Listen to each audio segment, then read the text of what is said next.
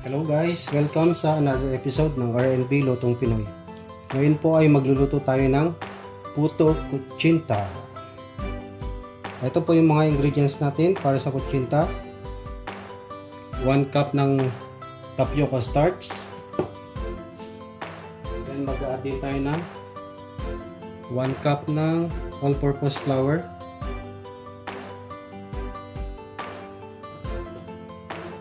1 teaspoon annato powder,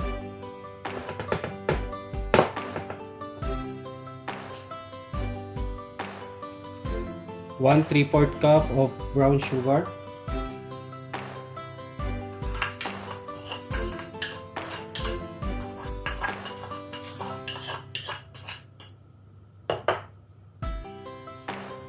3 cups of water,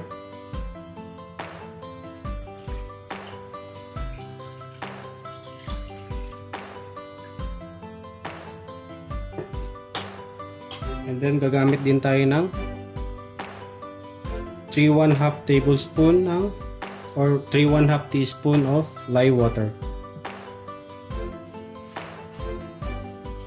I-mix lang natin guys na maigi.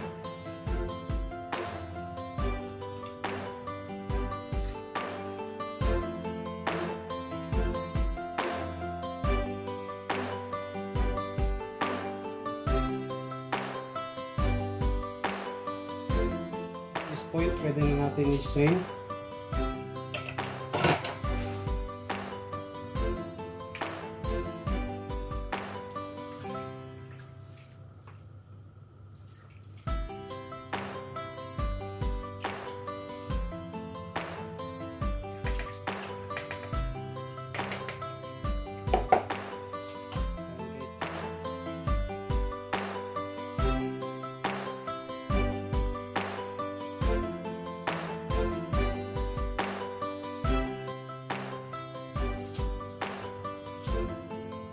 Then i-add na natin yung lye water natin.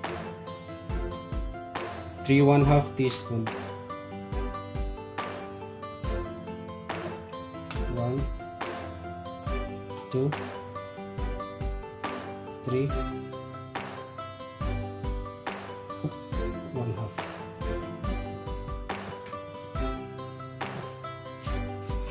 Mix natin ulit.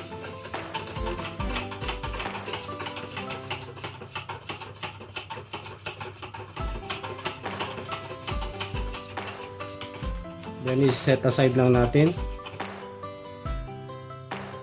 Then guys, gagawin naman natin yung mixture para sa puto natin. Para sa puto naman is 2 cups all-purpose flour. Sifted na po ito. Mix lang natin. 1 cup ng white sugar.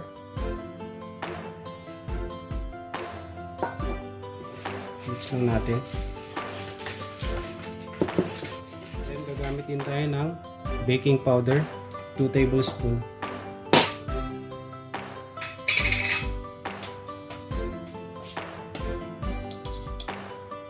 One, 2. And then yung salt natin, konting salt lang. Ayan. Mga 1/4 teaspoon. I-mix lang natin maigi.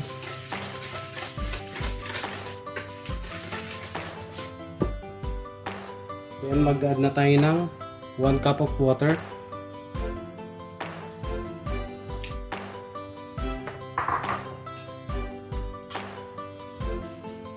Then gagamit din tayo dito guys ng evaporated milk, 1 cup.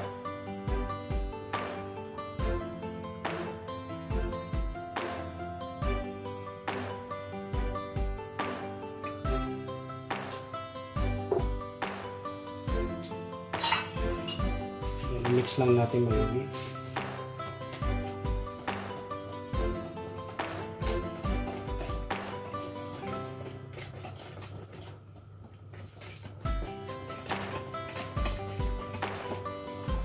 Bale dito guys, habang minimix ko lahat to, nagpainit na ako ng water para sa steamer natin.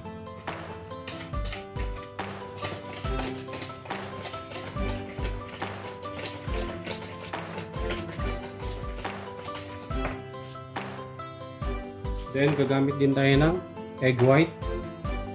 4 pieces egg white.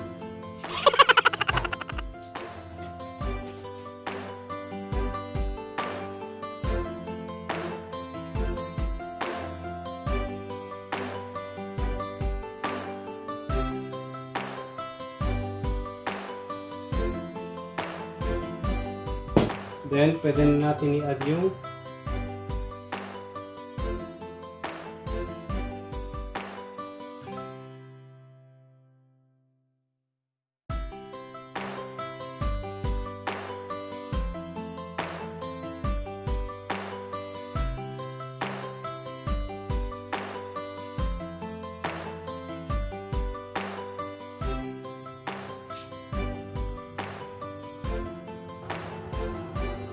bali guys, maglalagay lang tayo ng butter dun sa molder para mamaya hindi siya dumikit.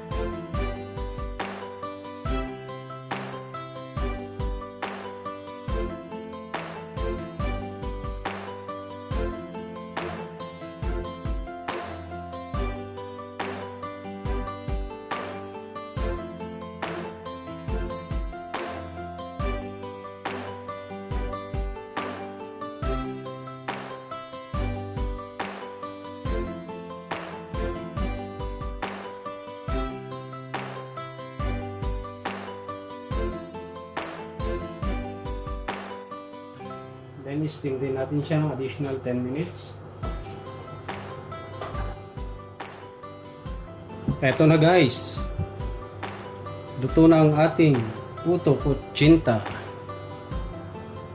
Palalamigin lang natin ng mga 5 to 10 minutes. Then after that, pwede na natin tanggalin sa guys, ang ating puto-kutsinta. Ayan guys, ang sarap.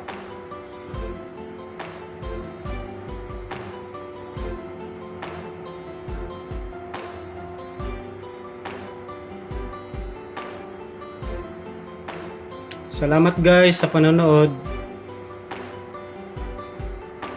Kung nagustuhan nyo ang video na to, don't forget to like, share, and subscribe. Salamat! Bye!